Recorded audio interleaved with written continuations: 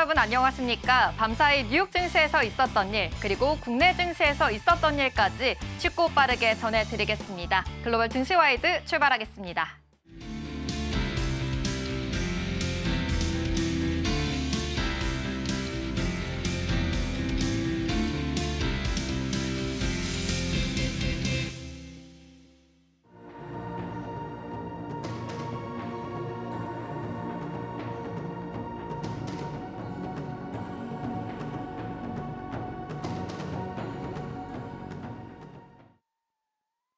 일단 하루 앞으로 다가왔습니다. 이제 대선 끝나고 나면 당연히 증시에 여러 가지 영향을 좀 주게 될 걸로 보이는데요. 특히 대선 전후로 해서 투자 심리나 지수의 흐름에 있어서는 어떤 변화를 좀 겪게 될까요? 네, 지금 말씀하신 대로 이번 대선은 좀 성격이 다르죠. 조기 대선이죠. 그쵸. 조기 대선이라는 얘기는 그 안에 공백 기간이 있었다는 것을 포함을 합니다. 보통의 대선은 사실 공백 기간이라는 게 없죠. 그러니까 이번 대선은 사실 증시나 또는 금융시장 입장에서 보면 좀 기대를 가질 만한 이벤트가 될 수 있어요. 왜냐하면 사실은 계속해서 이렇게 연결되는 어떤 집권이라는 거는 그런 이벤트로서 작동을 못 하는데, 우리가 리더십이 좀 이 공백 상태였었잖아요. 그리고 리더십이 또 굉장히 필요한 상황이었었습니다. 그 해외 지금 여러 가지 이 복잡한 일들이 그렇죠. 벌어지고 있는데, 중심이 돼서 해결할 수 있는 컨트롤 타워가 부재한 건 아닌데, 없는 건 아닌데 강력하게 존재하지 못했다. 그렇죠. 이렇게 볼 수 있습니다. 이제 그게 갖춰질 수 있다는 점에서는 분명히 굉장히 좋은 상태고, 그다음 아시다시피 우리나라의 밸류에이션이 사실 굉장히 몇 년간에 걸쳐 가지고 이 좀 낮은 상태를 유지했었잖아요. 근데 그거를 해소할 수 있는 방안들이 거버넌스 측면에서 나올 수 있고, 환율과 관련해서도 나올 수 있고, 여러 가지 측면에서 나올 수 있는데, 이번 대선 하에서 이제 그런 부분들이 증시에 우호적으로 작동하는 거 아니냐라는 기대를 좀 할 수도 있을 것 같습니다. 근데 이제 다만 좀 주의해야 될 거는, 과거 사례도 그렇고 뭐 지금도 마찬가지지만 증시라는 게 뭐 워낙에 다양한 요인들이 영향을 미치는 거잖아요. 그러니까 대선이 이제 끝났다. 그러므로 이제 앞으로는 대선 주자가 얘기하는 대로 증시는 앞으로 좋을 거야. 이렇게는 우리가 예상하면 안 되죠. 결국은 글로벌 경제 상황, 특히나 지금처럼 이 엄중한 경제 상황 하에서는 우리가 헤쳐나가야 될 일들이 많고, 뭐 아시다시피 성장률도 지금 계속 떨어뜨리고 있는 중이잖아요, 전망치를. 근데 그런 부분들에서의 확인, 이런 부분이 다 이렇게 맞춰져야만 전망이 가능한 것이기 때문에 단기적인 효과는 있을 것이다. 그러나 그 이후까지 계속 대선만을 이유로 어떤 투자 전략에 나서는 거는 위험한 선택이다. 이렇게 봐야 되겠습니다. 네, 말씀해 주신 것처럼 조기 대선이라는 특징이 있다 보니까 지금 남아서 헤쳐나가야 될 일들이 많이 남아있는 상황입니다. 그래서 단기적인 효과는 있을 거다라고 말씀을 좀 주셨는데, 그럼 중장기적으로 봤을 때는 이 추세를 좀 변하게 하기 위해서는 어떤 조건들이 사전에 좀 채워져야 될까요? 네, 말씀드린 대로 결국은 우리가 성장성을 회복해야 돼요. 이 성장성이라는 거는 나라 전체의 성장률도 중요하지만 기업들이 안정적으로 실적을 계속 낼 수 있다는 믿음이 형성돼야 됩니다. 근데 그거를 지금 가로막고 있는 게 뭐냐? 우리나라 대선, 뭐 정치적 불확실성, 이런 것도 요만큼 이유가 되고 있지만, 사실은 지금 제일 중요한 건 트럼프 대통령이 시작한 관세 전쟁, 그다음 거기서 새롭게 형성될 공급망이 재편.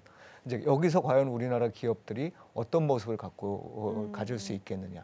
그리고 최근에 보시면 아시겠지만 중국이 굉장히 빠른 속도로 지금 발전을 해 나가고 있고, 기업들이 성장하고 있습니다. 여기에는 여러 요소들이 지금 겹치고 있는데, 이런 요소들을 이겨낼 만큼 우리의 기업들이 지금 탄탄한 여건 하에 있느냐, 이제 이런 부분들이 좀 확인이 돼야 되겠죠. 그래서 이 추세가 낙관적으로 보면 이번 대선과 더불어서 잘 기업들이 그런 부분들을 해소해 나가면서, 또 기업들도 이제 정부도 기업들을 지원해 주면서 나간다, 이렇게 됐을 경우에는 우리가 추세 상승을 갈 수 있는 어떤 기반이 마련될 수 있겠지만, 그렇지 않을 경우에는 장기간 특히나 우리 잠재 성장률이 굉장히 빠른 속도로 떨어지고 있는데, 이런 부분들이 계속 유지된다면 굉장히 이 답답한 증시 흐름이 장기간 유지될 수도 있단 말이에요. 그래서 이제 그런 부분들을 염두에 좀 두고 추세적인 방향성은 우리가 생각해 봐야 되겠다, 그렇게 봅니다.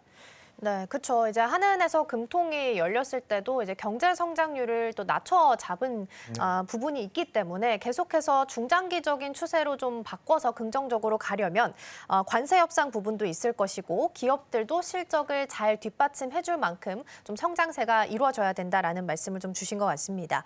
일단 이번에 주요 대선 후보들의 공약을 살펴봤을 때는 성공과 투자, 공정과 분배, 규제 완화 같은 다양한 키워드로 요약이 좀 가능한 상황입니다. 인데요.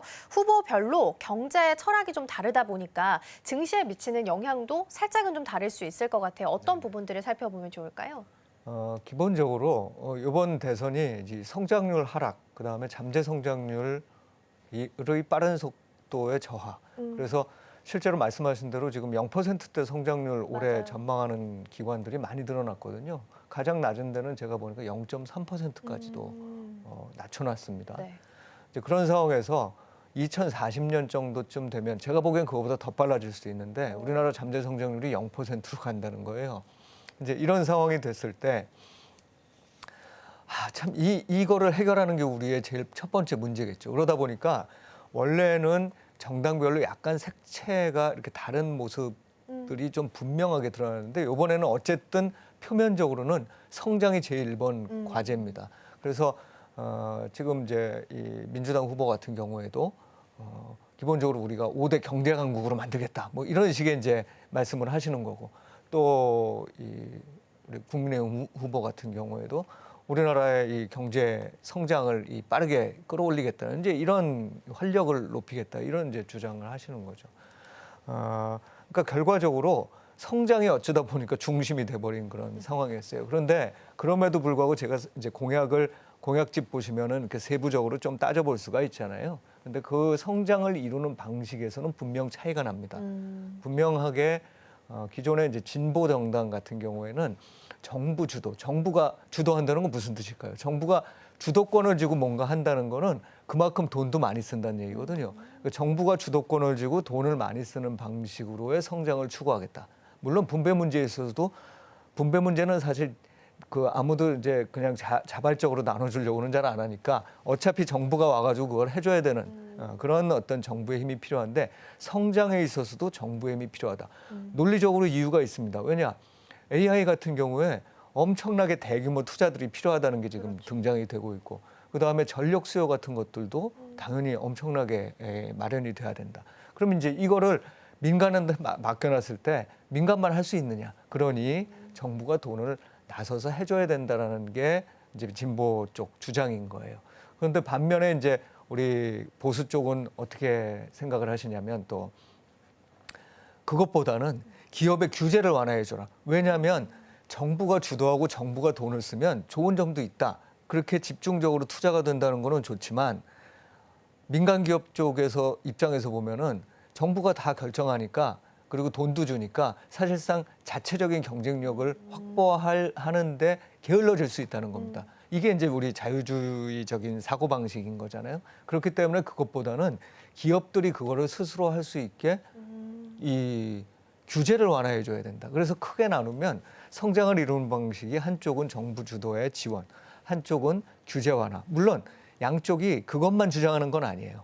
이쪽도 이쪽의 의견을 어느 정도 받아들이고 이쪽도 이쪽의 의견을 어느 정도 받아들이는 이제 그런 형태로 진행되고 있습니다. 그래서 차이가 좀 날 수 있는데 정부가 주도하면 일단 단기적으로는 좋죠. 그런데 장기적으로는 위험이 있고 그다음에 이 민간 기업 쪽에 규제를 완화해주면 이게 단기적으로는 효과가 잘 안 나타나요. 그런데 장기적으로는 이게 기업의 경쟁력이 높아질 가능성이 있어서 그런 식의 어떤 부분을 생각할 수 있다. 그런데 이제 또 한 가지 우리가 요거를 좀 이렇게 반대로 생각해 볼 수 있는 건 이걸로만 보면 진보 쪽이 집권을 했을 때가 먼저 이렇게 주가가 올라줘야 되는 거잖아요. 그런데 반대 쪽의 어떤 이슈죠. 이슈를 보면 기업 거버넌스 부분이 있어요.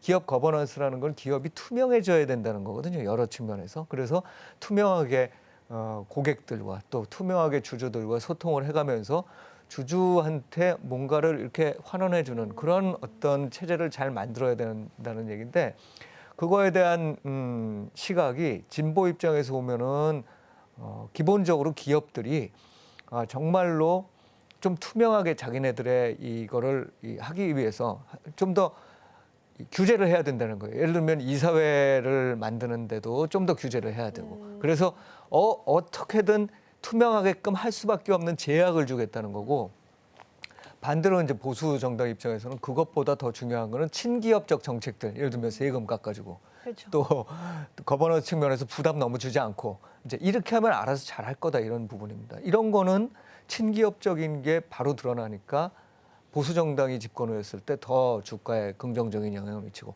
반대로 장기적으로 보면 정말 기업이 실질적인 투명도를 달성해야 되기 때문에 진보 정당에서의 어떤 정책들이 또 효과를 볼 수가 있는 거죠. 그래서 이게 약간 이렇게 뒤섞여 있습니다. 어느 쪽이 되느냐에 따라서 어느 쪽이 후보가 대통령이 되느냐에 따라서 장단기 효과를 이루게 하는 어떤 이슈들이 서로 좀 다르다. 그런 면에서 우리가 생각을 해봐야 되고 일단 지금은 아마 정부가 지원하는 쪽에 관심이 많을 거기 때문에 단기적으로 우리가 좀 생각해 봐야 될 거는 정부 지원 규모가 어느 정도쯤 되고 거기에 수혜를 받을 곳들이 어디냐를 좀 파악해 보는 것이 지금으로서는 좀 중요한 일이겠다 싶습니다. 네, 가장 중요한 건 양쪽 모두 다 지금 0%대 성장률 이야기가 나오고 있기 때문에 이 성장이 가장 1번 과제가 될 거다라는 말씀 주셨고 그러면 성장을 이루는 방식에 있어서는 양쪽이 조금 차이가 있지만 반반씩 섞이면 딱 좋을 것 같네요. 네, 단기에 나눠서 시선을 좀 주셨습니다.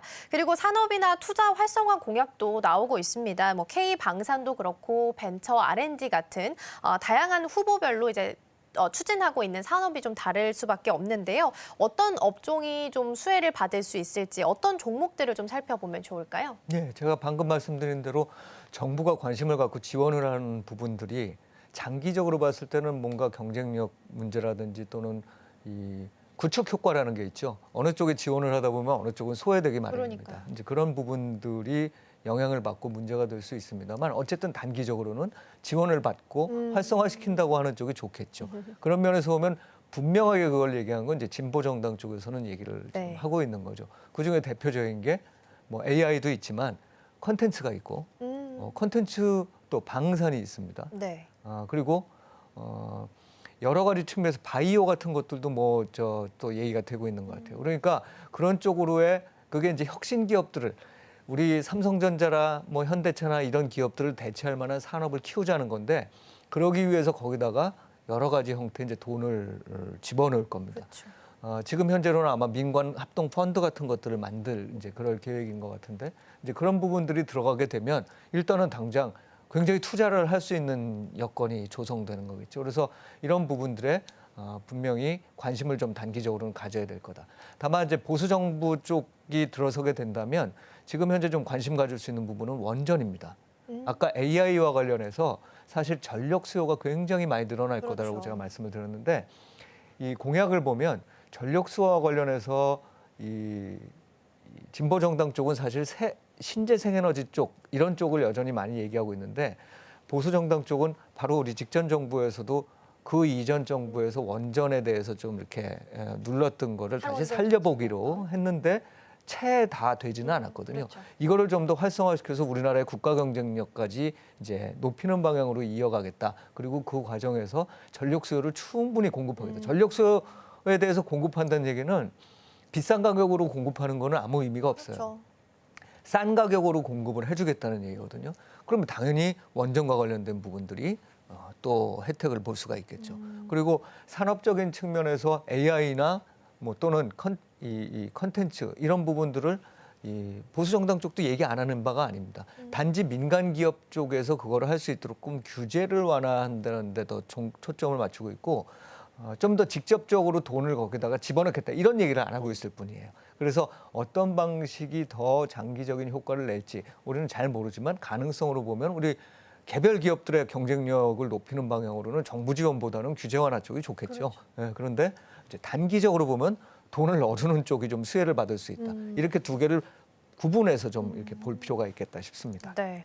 그러면 이번에 시선을 부동산이나 자산시장 관련 공약 쪽으로 좀 돌려보겠습니다. 법인세, 종부세, 자산세 이런 세제 개편 또한 이제 건설주나 금융주, 뭐 리츠에 관련해서도 영향을 좀 미치게 될 텐데 어떤 부분들을 좀 챙겨보면 좋을까요? 네, 아무래도 이 실제로 하고자 했던 것과 결과가 나타나는 거는 좀 다릅니다. 지지난 정부 때 우리가 좀 느꼈었죠. 지지난 정부가 부동산 시장의 양극화를 해소하고 사실 부동산 가격을 좀 억제하기 위해서 얼마나 노력을 했습니까? 네. 총 한 28번 정도 규제가 나왔던 걸로 아는데 그럼에도 불구하고 이런저런 다른 여건들이 같이 합쳐지면서 부동산 가격이 크게 오른 것처럼 의도와 결과는 다를 수 있다는 게 일단 첫 번째 우리가 좀 기억해야 될 거고요. 그런데 이 상황에서 지금 양 후보의 어떤 부동산 정책을 제가 들여다보니까 역시 이 부분은 이 양 정당이 장기적으로 주장해왔던 바와 이제 크게 다르지 않다. 세금과 관련해서 물론 지금 진보정당 후보도 종부세와 관련된 부담이나 이런 부분들을 더 늘리지 않는 방향으로 가겠다는 약속들을 하는 것 같아요. 이제 그럼에도 불구하고 보수 정당 쪽에서는 그런 어떤 세금과 관련된 부분들을 많이 이렇게 줄여주겠다. 예, 그렇게 얘기를 하니까 당연히 이 부동산이나 자산 시장 투자자들 입장에서 보면은 뭐 세금 낮춰주니까 그렇죠. 세후 기대 수익률이 중요한 거니까 네. 세후 기대 수익률이 높아진 후보 쪽이 잡았을 때 아무래도 단기적으로는 효과가 있을 거다. 그렇죠. 그리고 그럴 경우에 부동산 투자자들이 나선다는 게 결과적으로는 증시 투자자가 이제 살펴봐야 되는 건 부동산 투자자에 나선다는 건 새로 지어야 되잖아요. 그러니까 이제 새로 지어야 되는데 관련이 있는 이 건설사 그리고 리츠도 우리가 그렇게 말씀을 드려야 되는 게 가격도 이게 문제지만 사실은 리츠도 결국은 부동산 시장이 화랑이 되고 건설사들이 막 이 지어갈 때 더 활발해지는 그렇죠. 거죠. 이제 단지 이 부분에 대해서는 우리가 한 가지 주의해야 될 점은 요 시기가 말씀드렸던 2000년대 이제 2010년대 중반부터 시작한 한 5, 6년간의 그런 상승 시기 때 부동산 가격 상승과 더불어서 금융기관들이 한참 좋았다가 리스크가 커진 부분이 있어요. 맞아요. 그 부동산 PF 문제라고 합니다. 그럼 부동산 PF 문제가 아직도 쌓여 있어요. 그래서 이게 금융기관들한테 일부 금융기관들, 특히 중소형 금융기관들한테는 부담이 되고 있습니다. 이 상황에서 다시 한번 그런 현상이 나타나면 금융 쪽에서는 좀 차별화와 더불어서 위험해지는 부분들이 나타날 수 있다는 걸 염두에 둬야 된다. 그래서 단기적으로 보면 당연히 이 부동산을 좀 부양한다는 쪽이 됐을 때 저 대통령 후보에 당선됐을 때 건설을 포함한 부동산 시장 관련 여러 이 증시 주식들이나 업종들이 혜택을 볼 거지만 금융주 같은 경우에는 단기적으로 그런 혜택을 보더라도 조금은 좀 위험을 생각해 가면서 접근해야 되는 그런 상황이라고 볼 수 있겠습니다. 네, 부동산 자산 시장과 관련된 부분도 살펴보고 있습니다. 어쨌든 경기 부양을 하기 위해서는 인프라를 짓고 하는 게 가장 좀 대표적인 또 솔루션 중에 하나이기 네. 때문에 관련주들의 흐름도 일단은 좀 보시면 좋겠고요. 단기적으로 봤을 때는 만약에 부양의 의지가 느껴진다면 건설사나 부동산주 관련주 흐름 함께 보시면 좋겠습니다. 그럼 이번에는 좀 대외 정책으로 좀 넘어가서 글로벌 공급망이나 미중 갈등 그리고 앞서서 말씀해 주셨던 트럼프 대통령이란 리스크도 여전히 남아있는 상황이긴 합니다. 후보별로 봤을 때 대외 접근법이 지금 방산주, 수출주, 남북 경협 관련주들한테는 어떤 영향을 좀 주게 될까요? 네, 이게 뭐 굉장히 좀 직관적인 부분인데 이 부분 역시도 양당의 차이가 조금은 이렇게 드러나는 부분이거든요.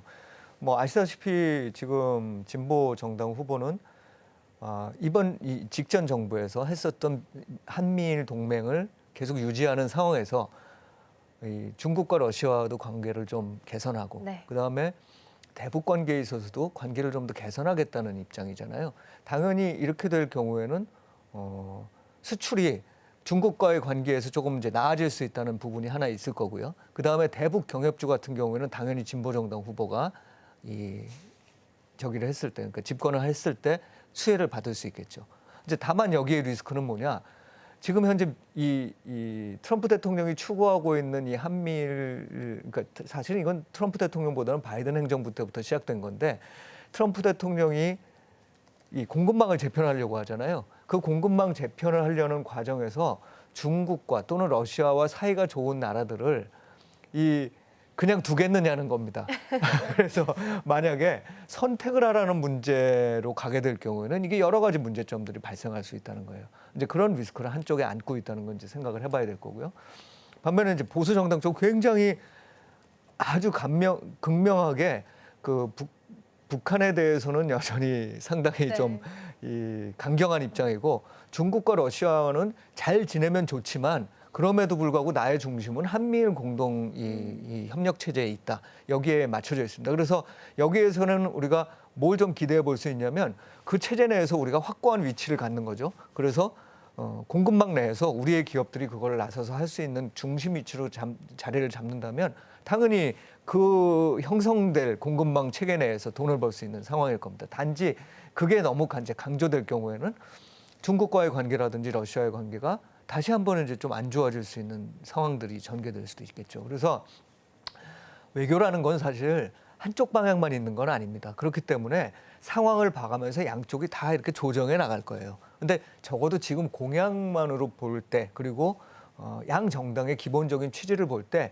각각 그런 수혜와 리스크가 있다는 점을 분명히 좀 우리가 인식하면서 계속 상황을 쳐다봐야 되는 이거는 좀 그런 어떤 불확실 상황에 놓여 있는 그렇게 봅니다. 그리고 방산이 마지막으로 있는데 방산은 어느 정부가 들어서게 되더라도 이거 수혜를 볼 거라고 저는 생각을 합니다. 왜냐하면 기본적으로 우리나라는 방위산업과 관련된 대단히 높은 기술력을 보유하고 있어요. 근데 이거를 이렇게 우리 자체 무기 개발이나 이런 거에도 사용을 하지만 수출할 수도 있거든요. 그렇기 때문에 어떤 정부가 되더라도 이거는 충분히 관심을 갖고 정부가 좀 지원하고 또 민간과 같이 뛰는 거죠. 그래서 같이 이렇게 협력해 나갈 경우에는 기회가 있는 이 업종이라고 생각을 하고 있습니다. 네, 후보별로 이제 어떤 정책들을 내놓고 있고 어떤 시선으로 이 문제를 바라보고 있는지 좀 짚어보고 있는 상황입니다. 시간 관계상 이제 마지막 질문 좀 될 것 같은데 조기 대선을 하루 앞둔 상황이에요. 그래서 오늘 하고 내일 이제 폐장을 하고 저희가 쉬었다가 수요일 날 문을 열게 되면 새로운 정부가 들어선 첫 거래일이 될 겁니다. 그래서 앞으로 봤을 때는 이제 선거 후보별로 어떤 후보가 당선되는지에 따라서 차이점을 좀 살펴봤는데 전반적으로 투자 전략을 좀 세워본다면 가지수를 좀 시나리오를 좀 세워서 본다면 어떤 부분들을 살펴보면 좋을까요? 네, 사실 뭐 시나리오의 핵심은 어느 분이 되는 거냐니까 네. 말씀드린 대로 진보 후보가 되시냐 또는 보수 후보가 되시냐에 따라서 지금 이제 쭉 한 우리 한 30분간 그런 말씀들 나눴잖아요. 누가 어떤 쪽에 수혜를 주실 수 있다. 이제 그런 부분들을 충분히 염두에 두고 하시되 아주 모두에 말씀드렸다시피 지금 이렇게 상황이 나쁘지 않습니다. 대선이 끝난다는 게 뭐 재료의 소멸 이런 게 아니에요. 왜냐하면 대선 자체가 장기적인 추세에 영향을 미치는 것도 아니지만 그렇다고 해서 이게 뭐 재료로서 소멸될 만한 그런 아주 가벼운 부분도 아니거든요. 결국은 우리가 특히나 이번에 이 공백기를 멈추고 난 다음에 새롭게 리더십이 창출되는 거기 때문에 그 리더십에 대한 기대가 당분간 살아있을 수밖에 없습니다. 게다가 주변 여건도 괜찮잖아요. 그렇죠. 지금 우리나라에 외국인 투자자들도 좀 들어오고 있고 환율에 대해서 강세 압력이 적어도 지금은 좀 내려가도 되는 맞아요. 정도의 환율 수준이니까 그런 압력이 가고 있다는 거죠. 게다가 우리는 비싸지 않았어요. 증시가. 그러다 보니까 지금 상황에서는 대선이 끝났다. 그렇기 때문에 이제는 이제 요거 더 이상 기대는 하지 말아야지. 그러실 필요는 없을 것 같아요. 조금은 더 낙관적인 시각을 갖고 가시되 이제 문제는 하반기 때 이제 본격적으로 정책을 실행해 나가실 거잖아요. 그런데 굉장히 많은 도전이 있습니다. 그중에 대표적인 도전이 성장률 떨어지는 거잖아요. 그렇죠. 이 성장률 떨어지는 게 조금이라도 지금 예상에 비해서 우상향되는 방향으로 갈 수 있을 거다라는 믿음이 생기면 그때는 이제 추세가 다시 형성되는 거겠지만 그렇지 못하면 이게 고점 이후에 다시 떨어지는 거죠. 그래서 제가 보기에 지금은 좋은 상황이고 대선에 너무 일희일비하지 마시면서 대신에 어떤 후보가 되실 거냐에 따라서 수혜주만 좀 바꿔가면서 접근을 하시는 그런 어떤 시나리오를 채택하시되 이게 추세 상승으로 갈 것이냐를 여기서부터 지금 예단할 필요는 없을 것 같다. 그런 시점은 이번에 여름은 좀 지나면서 형성될 것 같다고 봅니다. 그래서 조금은 기민하게 움직이셔야 될 것 같아요. 그러니까 아주 장기적으로 좋은 종목을 나는 뭐 한 4, 5년 갖고 갈 거예요. 이런 분들을 제외하면 네. 조금 기민하게 움직이셔야 될 시기가 이번 여름 중에 한 번쯤 있을 것 같다. 그렇게 생각하고 있습니다. 네, 그래도 상황이 나쁘지 않다라는 긍정적인 말씀을 네네. 주셔서 상당히 희망적이긴 합니다. 재료 소멸의 가능성보다는 오히려 그동안 겪어왔던 불확실성에 대한 해소 측면에서 좀 더 긍정적인 평가를 좀 주신 것 같고요. 일희일비하지 말고 오히려 수혜주들 잘 체크하면서 기민하게 대응해보자라는 말씀 남겨주셨으니까 참고해보시면 좋겠습니다. 오늘 대표님과는 여기서 인사 나누겠습니다. 오늘 말씀 고맙습니다. 예, 감사합니다.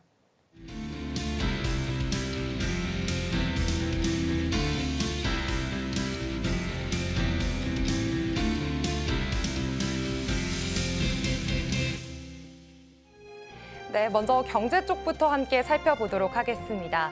아무래도 경제 분야의 경우에는 대한민국 자본시장의 방향성을 엿볼 수가 있는데요. 먼저 이재명 후보부터 살펴보시죠.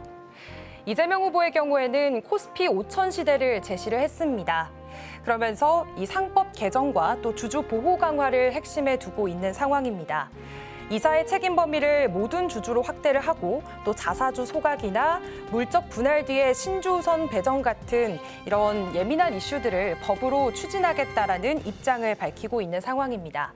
또 주가 조작이나 대주주 횡포에는 징벌적인 손해배상도 도입을 하겠다라고 밝힌 상황인데요. 그리고 MSCI 선진국 지수의 편입을 추진하면서 글로벌 투자자들에게도 매력적인 시장을 만들겠다는 전략을 보이고 있습니다. 다음으로는 김문수 후보를 살펴보도록 하겠습니다. 네, 김문수 후보의 경우에는 본인을 세일즈 대통령이라고 강조를 했습니다.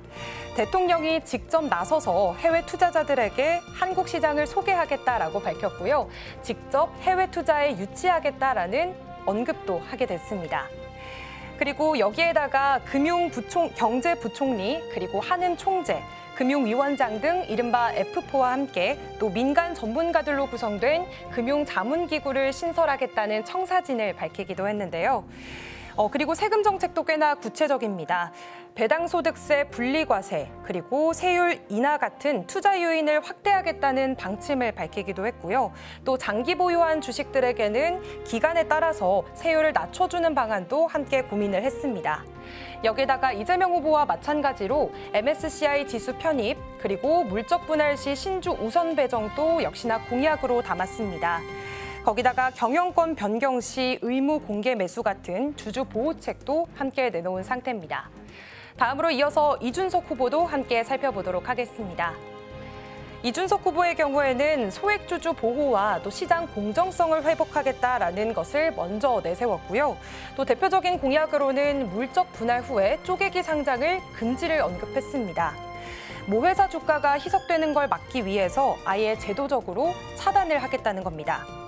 또 전자투표제 의무화, 그리고 자사주 소각, 경영권 인수 시에는 100% 공개 매수 의무화라는 이런 제안들을 내세우면서 투자자 중심의 자본시장 구조 개편안들을 쭉 제시를 하고 있는 상황입니다.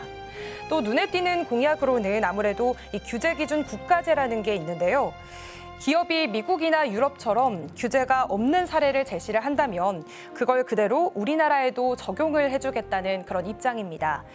그렇기 때문에 클라우드나 바이오 같은 이런 신산업 분야의 규제를 완화시키겠다라는 입장이고요. 또 법인세의 경우에는 30%를 지방세로 전환을 하고 또 최저임금 결정 권한도 지자체에게 넘기겠다는 공약을 내세우면서 지자체 권한을 강화하는 공약을 현재 내세우고 있는 상황입니다. 그렇다면 지금까지 이런 경제 공약들 살펴봤는데 이 새 후보들의 그런 차이점들도 함께 이어서 살펴보도록 하겠습니다. 네, 새 후보들의 이런 경제 공약 비교 상황을 함께 살펴보면요. 먼저 이재명 후보의 경우에는 투명성과 제도화가 핵심입니다. 투자자 보호를 좀 중점적으로 보고 있는 상황인데요. 상법 개정으로 인해서 책임을 좀 더 강화하고 그리고 코리아 디스카운트 같은 문제를 해결하기 위해서 이런 MSCI 편입을 적극적으로 추진하겠다라는 입장을 밝혔습니다. 그리고 정부 중심의 시장 신뢰를 확보하겠다라는 멘트를 하기도 했었는데요. 주주 권익 보호 제도화를 통해서 앞으로 이 소액 주주들이 조금 더 시장에 힘차게 들어올 수 있도록 그런 방안을 내놓겠다는 계획을 보이고 있습니다. 이렇게 정부가 투자자 편에 서게 된다면 시장은 성장한다라는 확신을 보여주고 있는 상황인데요. 다음으로 김문수 후보의 핵심 키워드 다시 한번 짚어보도록 하겠습니다. 김문수 후보의 경우에는 세제 혜택 그리고 투자 유치가 핵심이라고 말을 했습니다. 이렇게 해외 자금 유치 전략을 통해서 이 해외 투자자들을 우리 국내 시장에 끌어들이겠다라는 입장을 내세우고 있는 상황이고요. 금융자문기구를 설립을 하고 또 장기 보유 세제 감면, 규제 완화 기반 시장 육성을 밝히기도 했습니다. 또 이재명 후보와 공통점인데요. MSCI 지수 편입 추진까지도 함께 언급을 한 상황입니다. 이렇게 김문수 후보의 경우에는 친기업, 친시장의 노선으로 국내외 자금 흐름을 활성화하겠다는 전략입니다. 다음으로 이준석 후보와 함께 살펴보도록 하겠습니다. 이준석 후보의 핵심 키워드는 공정성과 그리고 지방 분권이 핵심인데요. 아무래도 소액주주 보호를 전제로 하는 이런 법안들이 좀 마련이 되어 있습니다. 물적 분할 제한을 제도화시켰고요. 또 경영권 공개 매수를 의무화시켰습니다. 그리고 규제 기준 국가제를 또 제안을 하기도 했는데요. 이렇게 과감한 제도 정비를 강조를 하면서 소액 투자자들을 위한 그런 제도 정비에 대한 공약들을 내세우기도 했습니다. 이렇게 자본시장 구조 개편을 통해서 지방과 민간의 자율성을 되살리겠다는 입장을 보였던 이준석 후보입니다. 이렇게 전체적으로 좀 접근 방식은 다르긴 하지만 소액 주주 보호와 시장 활성화를 공통된 과제로 꼽고 있다는 점을 함께 짚어봤는데요. 더 자세한 내용은 연하 앵커가 함께 짚어주도록 하겠습니다. 네, 대선 특집으로 대통령 후보들의 경제 정책에 대한 전반적인 비교와 분석에 대해서 알아봤습니다. 2025 대선 특집 인사이드 K 배종찬 소장과 함께하겠습니다. 어서 오십시오. 안녕하십니까. 네, 오늘 소장님과 함께 경제와 관련된 국민의 약속, 이 공약 사항들을 하나씩 짚어보고 실제로 우리 삶에 어떠한 영향을 줄 수 있을지 그리고 차분하게 깊이 있게 분석을 해보겠습니다. 먼저 이 투자자들이 가장 궁금해할 증시 부양 정책에 대해서 이야기 나눠보겠습니다. 이재명, 이준석 후보는 상법 개정을 이야기하고 있고요. 또 김문수 후보는 자본시장법 개정을 이야기하고 있습니다. 증시 부양 정책에 관한 자세한 공약사항 함께 분석을 해보겠습니다. 그렇죠. 이제 이재명 후보의 경우에는 대체적으로 전반적인 경제 정책이 적극적으로 개입을 하는 거예요. 네. 그러니까 지금 우리 주식시장도 상법에 좀 미비점이 있다. 상법 개정안에 이른바 이제 회사와 관련된 부분에 이익에 부합하도록 이제 이사의 기능을 하는 것을 주주에 대해서도 그 기능을 해야 된다. 그러니까 이제 이 주주라고 이야기를 하게 되면서 소액 주주들까지도 이제 신경 쓸 수밖에 없죠. 그러다 보면은 지금 코스피 5천 시대를 공약을 내걸고 있는 이재명 후보의 경우에는 상장회사 자사주의 이 원칙적 소각 이런 부분들에 대해서도 일단은 기준이 다 맞아야 된다. 이게 상당히 중요한 거예요. 그러니까 이제 상법 개정안을 가지고 나온 것은 감사위원도 분리 선출을 확대한다. 그러니까 이제 기업의 법적 제도적인 미비점을 보완을 해서 실제로 외국인 투자자들이나 또는 개인 투자자들이 더 주식시장으로 들어올 수도 있도록 한다. 여기에 이제 초점이 맞춰져 있습니다. 그래서 합병을 할 경우에도 기업 가치에 대한 공정평가. 우리가 왜 이제 오너가 또는 회사의 경영자들이 합병이라든지 또는 회사의 분할을 결정할 때도 그런 부분들이 이 소액 주주들의 이 가치를 또 훼손한다. 이런 또 분석도 나오거든요. 그러니까 이런 부분에 대해서는 적극적으로 개입을 해야 되겠다. 이렇게 이제 판단하는 것이고 반면에 김문수 후보의 특징은 이런 부분입니다. 대체로 기업의 자율성을 좀 부각하겠다. 어느 한쪽이 옳다 그러다가 아니에요. 후보들의 공약을 보면은 좀 더 효율성, 좀 세제와 이 부분에 대해서 기업들에게 더 많은 기회를 주면서 세율도 좀 낮춰주는 그런 접근 방법이죠. 배당소득세 분리과세 및 세율 인하. 이제 오늘까지 여러분들 뭐 종합소득세 내는 분들 내셔야 되는데 이 배당소득세가 분리과세 안 되고 종합과세 되면 세금이 엄청 나옵니다. 그러니까 이런 부분들이 이제 분리과세한다. 금융경제자문위원회를 신설해서 이 부분에 대해서 좀 더 적극적으로 추진될 수 있도록 한다든지 또 장기 투자자의 세제 혜택.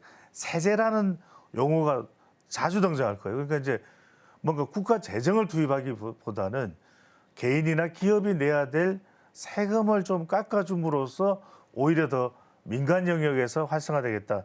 이 부분에 초점이 맞춰져 있고 배당 원천 징수 세율도 차등 부과하겠다. 이런 부분들도 좀 뭐 이익이 많은 사람들은 좀 더 많이 내야 되겠지만 그렇지 않은 사람들에게는 이 부분을 조정해 주겠다. 이런 쪽의 접근 분명히 차이가 있습니다. 법적 제도적으로 정부가 적극적으로 개입하겠다는 이재명 후보. 그다음에 김문수 후보의 경우에는 세율 부분을 조정해서 더 많은 투자가 이루어질 수 있도록 하겠다라는 차이점은 분명히 있는데 양쪽 다 정시를 부양해서 이 코스피의 지수를 끌어올리겠다라고 하는 목표는 분명히 설정이 되어 있습니다. 대표적으로 이제 여기에 나와 있지는 않은데 이준석 후보의 경우에는 물적 분할에 대한 부분들을 많이 이야기하고 있어요. 왜냐하면 회사에서 이제 인적 분할이 아니라 물적 분할을 통해서 이게 기업들에 조금 꼼수로 작동할 수 있거든요. 대표적인 게 우리가 LG 하학에서 LG 엔솔이 분리가 될 때도 물적 분할입니다. 그러다 보니까 이제 LG 하학의 주주 가치가 훼손될 수도 있는 거 아니냐라는 이야기가 나왔던 적이 있기 때문에 이런 부분에 대해서 이준석 후보는 매우 이제 이 유념해서 유심히 보면서 그런 부분은 섣불리 해서는 안 된다. 이런 접근 방법을 각 후보별로 차이가 있는 부분으로 볼 수 있겠습니다. 브리핑에서도 보셨듯이 눈에 띄는 것은 단연코 AI 정책이 아닐까라는 생각이 드는데요. AI 시대에 도래한 만큼 후보들의 공약사항들도 굉장히 많은 것으로 파악이 됩니다. 후보별로 차이점은 어떤 차이점들이 있을까요? 그렇죠. AI도 한번 볼 거예요. AI도 보면은 주로 이제 우리가 이재명 후보와 김문수 후보를 집중적으로 이제 비교를 좀 해보면 좋겠는데 네. 아까도 말씀드렸지만 이번에도 많은 공약들이 쏟아졌습니다. 그래서 이제 시청자분들이 투자자 입장에서 볼 때 잘 구분이 안 될 수 있는데 핵심은 이렇게 보시면 됩니다. 이재명 후보와 관련된 것은 적극적인 정부 개입, 그다음에 보편적 접근, 그다음에 충분한 재원 확보 필요.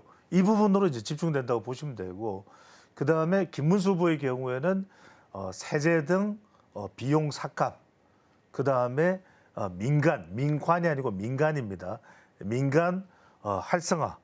그다음에 세 번째로는 최대한 정부 재정 건전성 유지 이쪽으로 접근하는 겁니다. 그런데 어느 쪽이 옳다고는 할 수는 없어요. 왜냐하면 사실은 가장 좋은 방법은 두 가지를 절충하는 게 좋긴 합니다. 그런데 이제 공약을 내놓을 때는 두 가지를 다 하겠다 그러면 이제 두리뭉실해지는데 제가 이제 비교를 해드릴게요. 이재명 후보부터 한번 보시면은 자 이렇게 보이죠. AI 등 신산업 집중 육성을 위한 새로운 성장 기반을 주축을 하는데 민간 투자를 100조 원 시대를 이제 개막을 합니다. 그런데 AI 예산 비중을 선진국 수준 이상으로 정해가는 거죠. 이 부분도 상당히 많은 겁니다. 그런데 이제 다른 불용한 예산을 줄이고 AI 예산에 집중하겠다. 이제 그렇게 예산은 우리가 이게 포트폴리오가 구성이 가능하면 좋은데 일단 이재명 후보는 아주 적극적으로 이쪽으로 가겠다. 또 하나가 중요한 것이 AI 고속도로 이야기를 했죠. 자, 여러분들 이게 중요한 것이 뭐냐 하면은 이런 연결고리가 있습니다. 하나는 박정희 대통령 때는 경부 고속도로죠. 그다음에 김대중 대통령은 뭡니까? IT 고속도로죠. 그다음에 이재명 후보는 AI 고속도로 하겠다는 겁니다. 이 연결고리가 있습니다. 실제도 그렇게 설명을 하고 있습니다. 그런데 또 하나 중요한 것이 고성능 GPU 5만 개 이상 확보. 이게 이제 엔비디아 GPU 사드리겠다는 거예요. 이걸 역시 엄청난 예산입니다. 국가 AI 데이터 직접 클러스터를 조성하겠다. 그러니까 국가가 계속 나옵니다. 그러니까 상당히 적극적입니다. AI 쪽에.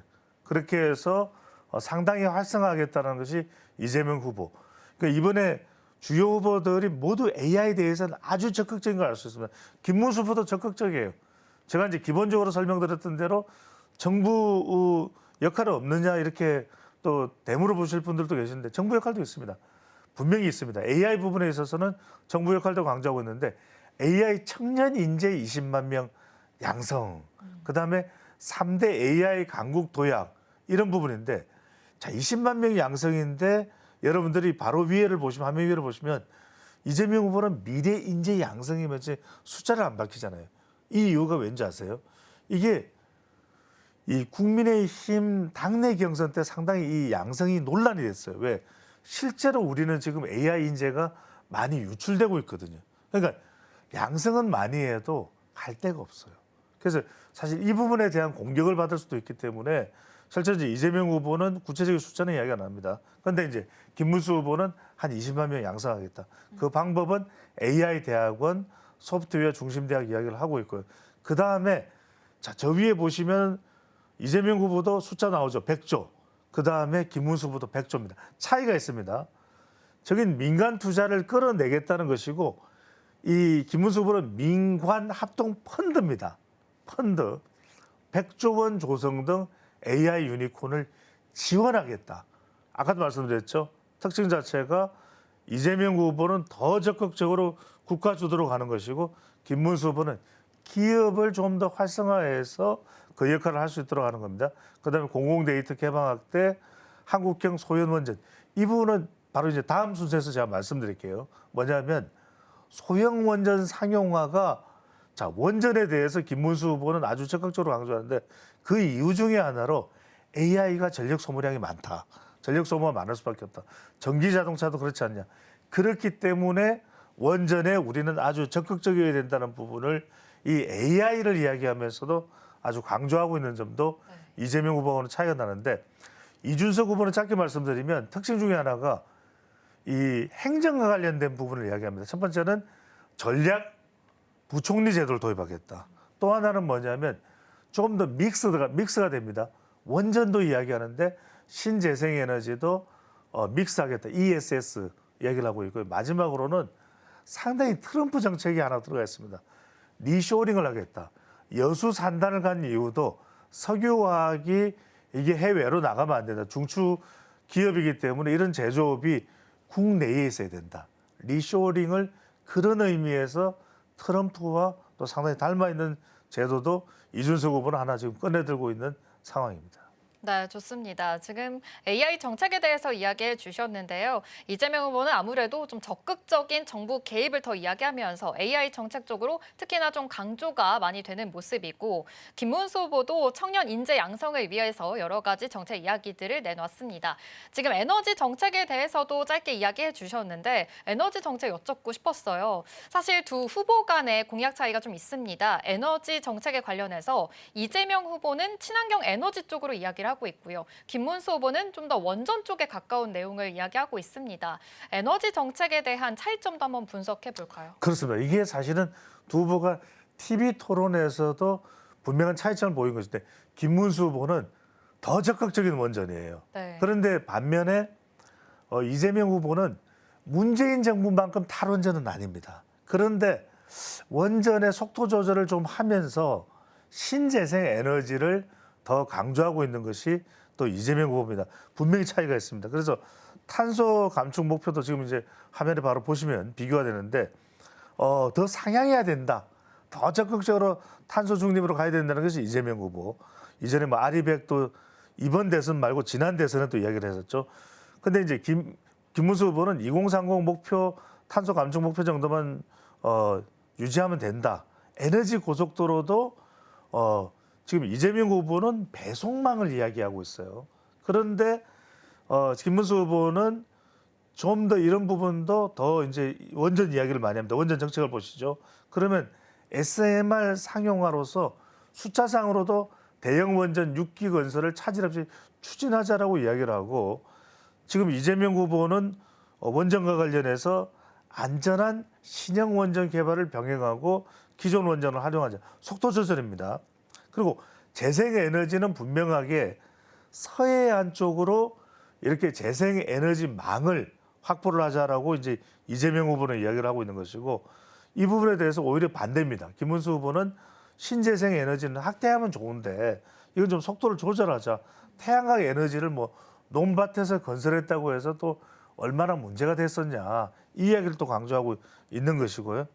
그다음에 이 정책들을 보면은 확연히 이제 차이가 있는 것이 이 김문수 후보는 아래 부분을 좀 표를 보시면은 김문수 후보의 경우에는 에너지 신기술 개발 이런 부분들이 아주 적극적으로 이야기하고 발전소의 해외 수주, 그러니까 원전 수주를 상당히 강화하는 겁니다. 근데 이제 오히려 이재명 후보는 뭐냐?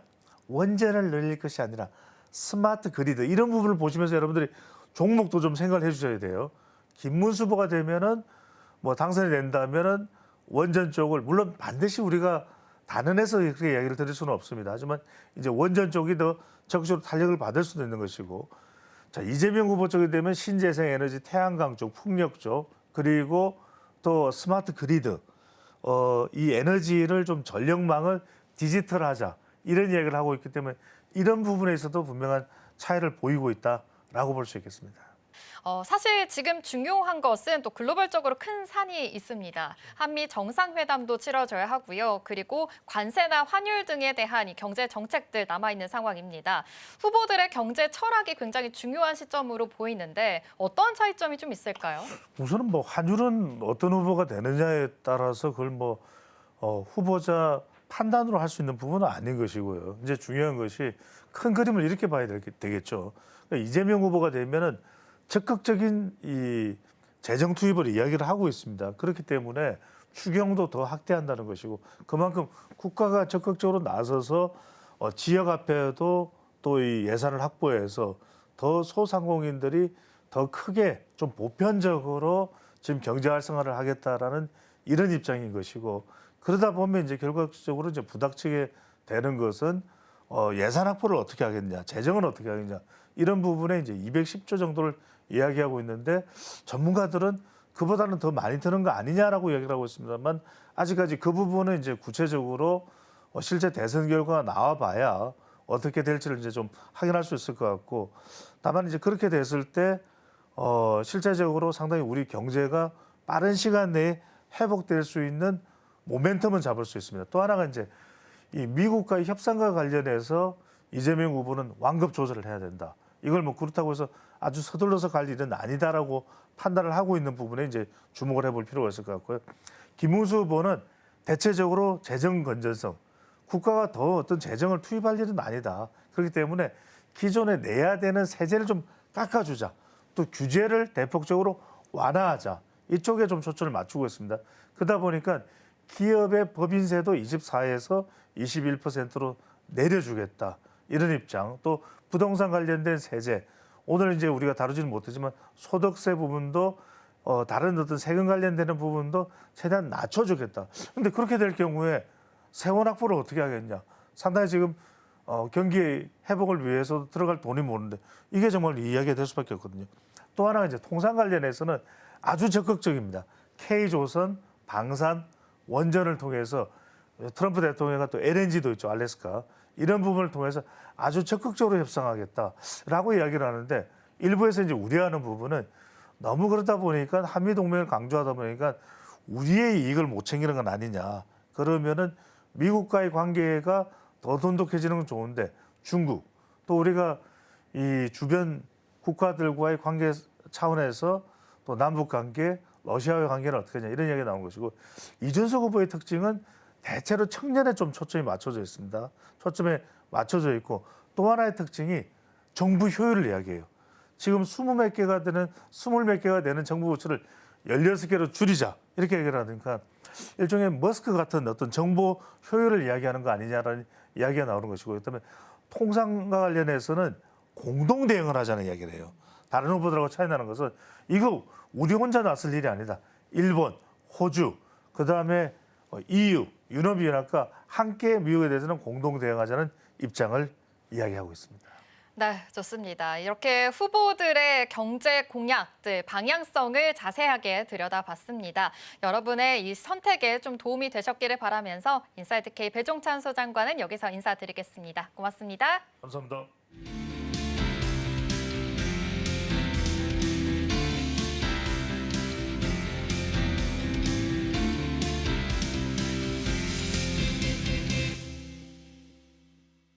글로벌 증시와이드가 준비한 소식은 여기까지입니다. 본 방송에서 제공하는 정보는 투자 판단을 위한 조언일 뿐 해당 종목의 가치와 수익률을 보장하지 않습니다. 시청해주신 여러분 고맙습니다.